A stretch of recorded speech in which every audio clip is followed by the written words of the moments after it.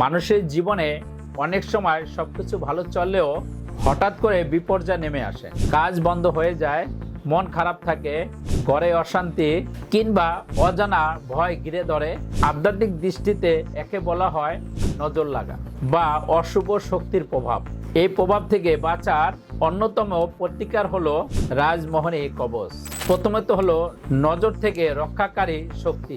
রাজমোহনী তাবিজে বিশেষ দোয়া ও কোরআনের আয়াত লিপিবদ্ধ থাকে, যা পরিধানকারীর চারপাশে এক ধরনের আল্লাহর হেফাজতের বলয় তৈরি করে। ফলে অন্যের হিংসা, নজর বা বদনজর পরিধানকারীর জীবনে প্রভাব ফেলতে পারে না।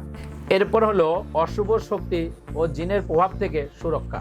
প্রাচীন আধ্যাত্মিকদের মতে রাজমোহনী তাবিজে এমন কম্পন থাকে যা জিন, শয়তান, আত্মার শক্তিকে দূরে রাখে। রাতে ভয় পাওয়া, দুঃস্বপ্ন দেখা বা ঘরে অজানা ভার অনুভব করা ইত্যাদি সমস্যা থেকে মুক্তি দিতে পারে।